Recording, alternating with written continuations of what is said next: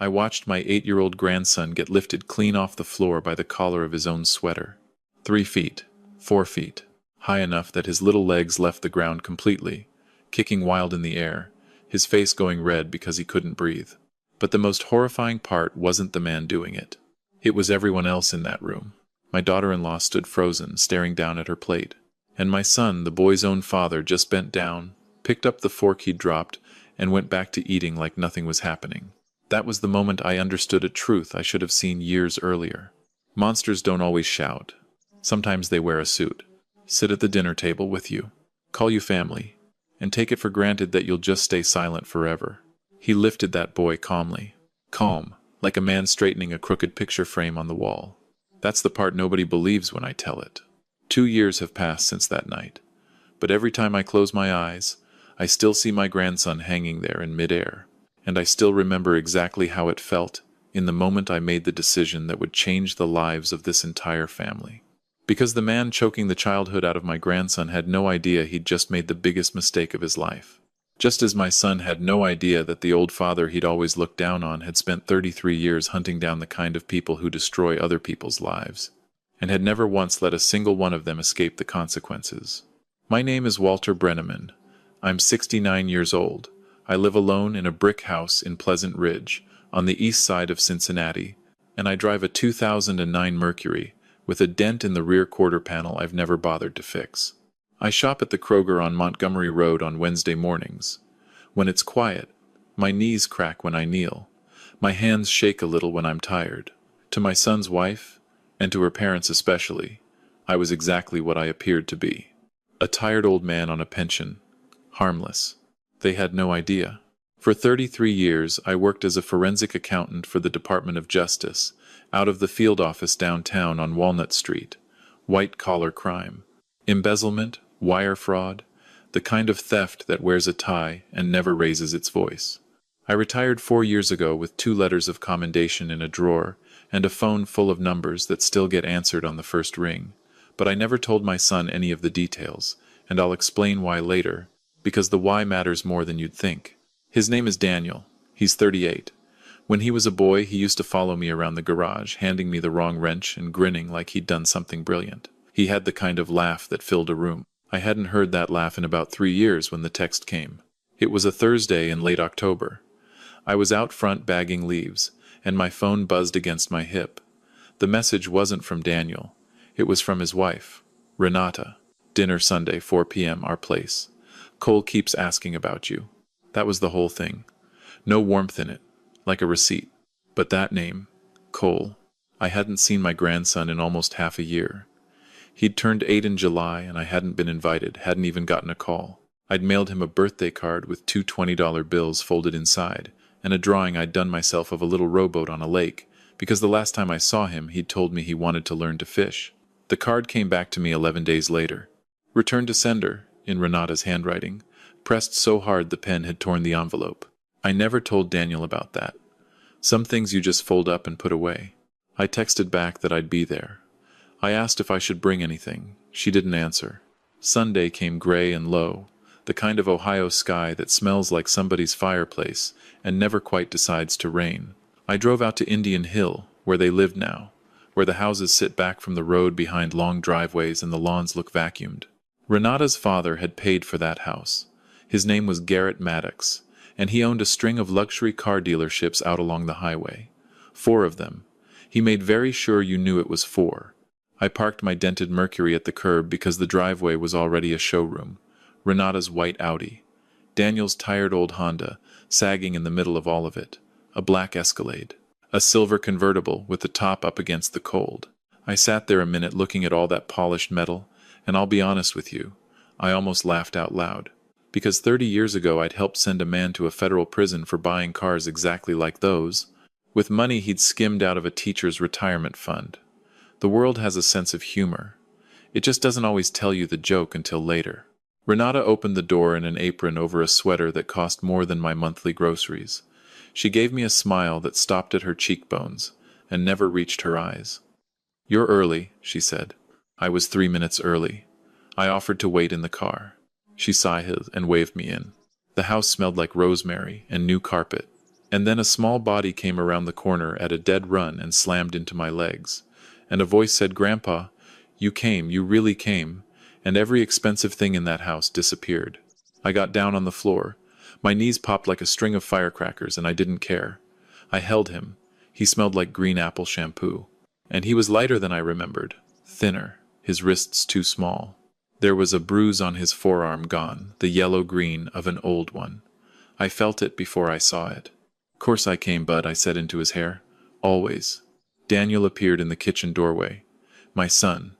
Tall, but folded somehow, like a man apologizing for the space his own shoulders took up. He lifted one hand. "Hey, Dad." That was all we managed before the room changed temperature. Garrett Maddox walked in holding a glass of bourbon, and it was 3 in the afternoon. Big man. Barrel chest, silver hair swept back, a face flushed the permanent red of a man who'd decided long ago that he was always right. Behind him came his wife, Lorraine, small and sharp, her hair lacquered into a helmet, a strand of pearls running through her fingers like she was counting sins on them. "Well, look who made it," Garrett said, looking me up and down the way you'd appraise a trade-in.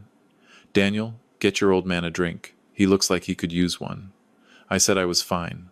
He dropped himself into the good armchair, the one I happened to know Daniel had saved for and bought, and he said, "So, you finally quit working. What was it you did again? Some little government desk thing?" "Accounting," I said. "Accounting." He stretched the word out like it had a bad taste. "Bean counting. Well, somebody's got to sharpen the pencils." He winked at Lorraine. "Me. I built something. 4 locations. 51 people on payroll. You ever wonder what that's like, Daniel? Building something with your own 2 hands?" Daniel looked at the carpet. "And I want to stop right here, because this is the first place I have to be honest with you about what was happening inside me. I have interrogated men who skimmed millions and never blinked. I have sat across a table from people capable of genuinely terrible things and kept my voice flat and pleasant. So when Garrett Maddox called me a pencil sharpener in my own son's living room, I could have ended him with 3 sentences and a phone number. I want you to understand I had that. It was right there in my pocket." I said nothing. I smiled. Because here's what 33 years teaches you. People show you exactly who they are the moment they decide you don't matter. And a man showing you who he is, when he thinks no one is keeping score, is a man handing you evidence. So I didn't argue with Garrett. I filed him. I'd been filing him for 3 years. We sat down to dinner. They put Cole between his mother and his grandmother. They put me at the far end by the door, the seat you give the guest you'd rather not have. Garrett took the head of the table like a coronation. The food looked like a magazine and tasted like nothing. I chewed and I nodded and I watched. Garrett started in on Daniel again. "My son ran the floor at a logistics company out by the airport, 9 years, good benefits, steady. He could be pulling triple that working sales for me." Garrett told the table, not Daniel, the table. "Closing deals. Real money. But he won't. You know why?" He pointed his fork at my son. "Soft." His daddy raised him soft. Lorraine laughed her small, dry laugh. Renata looked at her plate and smiled at it. If you have ever sat at a table while someone slowly dismantled a person you love, and smiled while they did it, and watched everyone else smile too because the alternative was conflict, then you already know the specific loneliness of that room. You know how loud your own silence gets. You know how you start to feel complicit just by staying in your chair. Cole was swinging his legs the way 8-year-olds do. His foot bumped the table leg. Garrett's bourbon trembled, and a single drop, one drop, slid over the rim and onto the white tablecloth. The room stopped. What did I say about kicking? Garrett's voice had dropped into something flat. Cole went rigid. "Sorry, Grandpa Garrett. Sorry, sorry, sorry." "Sorry doesn't unspill it," Garrett said, and told the boy to come around the table. Daniel said low, "He didn't mean to," and there was a hairline crack of resistance in it, the first I'd heard. Garrett didn't even look at him. "I'm talking to my grandson." Cole looked at his mother. His mother looked at her plate. He slid out of his chair and walked the length of that table with his shoulders already climbing toward his ears. And I swear to you, I have watched grown men walk into interrogation rooms exactly that way. An 8-year-old should not know how to walk that way. No child should ever learn that walk. What happened next took maybe 4 seconds. I've spent 2 years inside those 4 seconds. Garrett took a fistful of Cole's blue sweater. He stood, and he lifted, and that boy came off the floor. His feet ran on nothing. Then Garrett took 2 steps, and put him into the dining room wall. There was a thud, then a smaller, sharper crack from inside the plaster. Then a sound came out of Cole that I can only describe as a balloon when you let the neck go, a thin, high, terrible whistle of all his air leaving at once. "You don't kick at my table," Garrett said. Calm. He set the boy down, and Cole slid down the wall and folded onto the floor, and began to cry the deep way, the way where a child can't find the bottom of his own breath. Lorraine cut another bite of chicken. "Good," she said. "He needs to learn it sometime." And Renata, my daughter-in-law, said, "Thank you, Daddy." And Daniel stood up halfway, white in the face, his hands shaking on the edge of the table. He looked at his wife. He looked at her father. He looked at his son on the floor. And then he sat back down. He sat back down, and he picked up his fork. "I will not let you hate my son for that. I won't. I didn't understand it that night either, but I understand it now, and I'll tell you what I came to understand later in this story. But in that single moment, the only thing that kept me in my own chair was a cold piece of math. If I moved wrong, if I roared the way every cell in my body wanted to roar, Cole would pay for it after I left. When I wasn't there to see, so I did the hardest thing I have ever done at a dinner table. I set down my fork.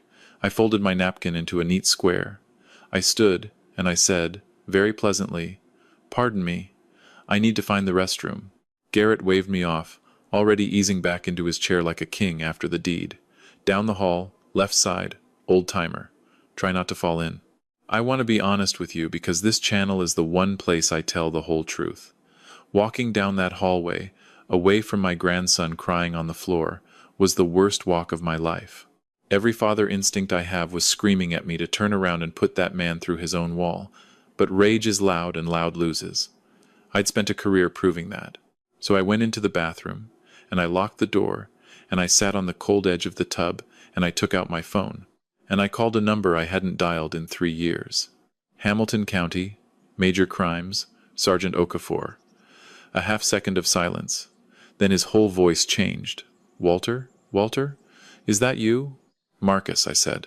"I need a unit at 1140 Drake Ridge Road, Indian Hill. Right now, I'm a witness to a felony assault on a minor. Boy's 8 years old. The suspect's an adult male, 6'2", 220, drinking." He picked the child up by the shirt and threw him into a wall. Cracked the plaster. The boy couldn't breathe for the better part of a minute. The mother and the grandmother were both present, and one of them just thanked the man who did it. "I'm in the house. I'm not in danger. The child needs an ambulance." "Jesus. We're rolling. Say the address again." I gave it to him. "Walter, are you recording?" "Audio since I came in here. I've got a clean sight line to the dining room from the hall corner. I'll get video for the rest." "One more thing, Marcus.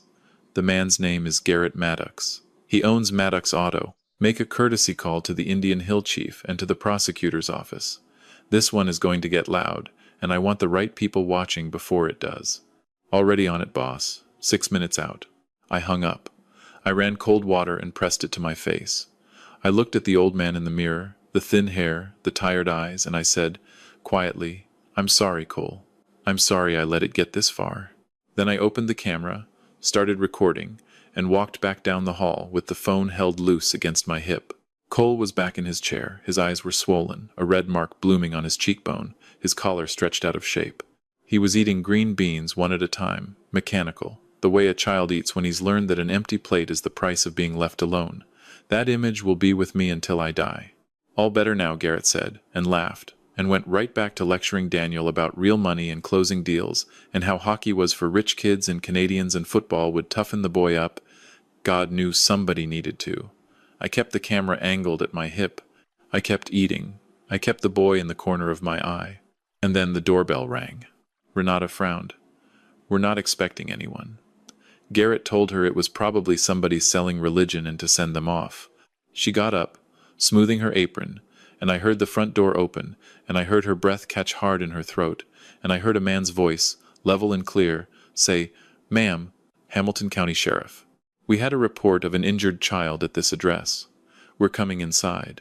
"There's no injured child here. This is a family dinner." "Ma'am, step aside, please." 2 deputies came through the front hall. Behind them was a man of about 56, gray at the temples, in a plain dark jacket, and the second I saw him, something in my chest came loose. Marcus Okafor. 25 years ago, he'd been a brand new investigator, and I'd helped him build the first fraud case of his career, taught him how to read a falsified ledger like a confession. Behind him came a paramedic with a bag. Garrett rose half out of his chair. "What in the hell is this?" Marcus crossed straight to Cole and went down on one knee. "Hey, buddy," he said, soft as anything. "My name's Marcus. I'm a police officer. My friend here's going to take a quick look at you, okay? Just to make sure you're all right." The paramedic crouched. Cole looked at his mother, and for the first time all afternoon, Renata's face wasn't smiling at her plate. It was afraid. "This is harassment," Garrett boomed, rising to his full height. "This is private property. You can't walk into my daughter's home. I'll have your badges, every one of you." "Sir, sit down," one of the deputies said. "Do you have any idea who I am?" Marcus stood up slowly. He looked at Garrett. Then he looked down the table at me, and the smallest nod passed between us, and I watched his face register something far past simple recognition. It was relief. The exact look a young officer gives an old one when the cavalry finally walks through the door. He'd been the young one once. "Mr. Maddox," Marcus said, even and unbothered, "we're here on a call from a witness inside this home, reporting a felony assault on a child. I need you to stay seated." "A witness? What witness?" Marcus turned to me. "Sir, can you confirm what you reported on the phone?" I set my fork down. I wiped my mouth with my napkin and folded it once more. I looked at Garrett Maddox straight down the length of his beautiful table. "My name is Walter Brenneman," I said. "I'm Cole's grandfather. About 20 minutes ago, in this room, I watched Mr. Maddox take this child by the collar, lift him off the floor, and throw him into that wall." I pointed. There was the dent, and the hairline crack running up out of it. The boy couldn't breathe for roughly 40 seconds afterward. Mrs. Maddox said aloud that it was good for him. My daughter-in-law thanked the man who did it. The child has visible marks consistent with the impact, and I have it recorded. Garrett's face had gone from red to purple to a strange waxy gray. You called the police. At my dinner. You were a guest at your daughter's dinner," Marcus said quietly, "and it was never your call to make. And who the hell are you to take this dried-up little pencil pusher's word over mine? My word against some retiree who counts." "Mr. Maddox." Marcus's jaw tightened, and for the first time his voice had an edge. "This man is Walter Brenneman. He spent 33 years as a senior forensic investigator with the Department of Justice. He has testified in more federal cases than you've sold cars. He trained me when I was 26 years old. So when he calls me and tells me what he watched happen in this room, I believe him before he finishes the sentence." The room went absolutely silent. Renata was staring at me like she'd never once seen me before. Lorraine's fingers had stopped moving on her pearls. And Daniel, my son, was looking at me with his mouth slightly open and something rising up behind his eyes that I hadn't seen in years. It looked like a man waking up out of a long sleep. The paramedic looked up. "Sir, I want this little guy at Children's for x-rays. He's tender along the upper spine, and his pupils aren't even. Could be nothing. Could be something." "He's fine," Renata snapped. "Don't touch him. He doesn't need a hospital." "Ma'am," Marcus said, "with respect, that isn't only your decision. The boy's father is right here." And Daniel looked up. His palms were flat on the table like a man bracing against an earthquake only he could feel. He stood, slowly. "Take him," he said. His voice broke clean in half. "Take my son to the hospital. I'm riding with him." "Daniel," Renata's voice cracked. "Don't you dare. You said thank you." He turned and looked at his wife, and I watched something in him finally hold its ground. "He threw our son into a wall, and you said thank you to your father." She started to speak, and he was already moving. "I'm coming with him," he told the paramedic. They wrapped Cole in a foil blanket and walked him toward the door, and as he passed me he reached out one small hand and touched mine. "Grandpa," he whispered, "are you coming too?" "Right behind you, bud," I said. "I promise." Garrett Maddox was arrested at his daughter's dining table at 5:41 on a Sunday evening in October. He was charged with felonious assault and endangering a child. They cuffed him with his napkin still tucked into his collar. Lorraine wasn't arrested that night, but she got a long, cold lecture about Ohio's mandatory reporting laws and the promise of a visit from Children's Services. Renata sat at that table after everyone left and cried, loudly. I did not stay to comfort her. I drove to the hospital, and I sat with my son. Cole had a hairline fracture of the C2 vertebra, high up the neck. The doctor used the words a few millimeters either way, and let them hang there, and Daniel put his face in his hands and made a sound I had never heard a grown man make. I put my arm around him. He was shaking. Dad, he said into his palms. Dad, I sat there. He was on the floor and I picked up my fork. I know, son. Who are you? Lieutenant, the officer said you trained him. He said the DOJ. Dad, who are you? I leaned back in that hard plastic chair, under the buzzing light, the vending machine humming in the corner, and I thought about how to answer.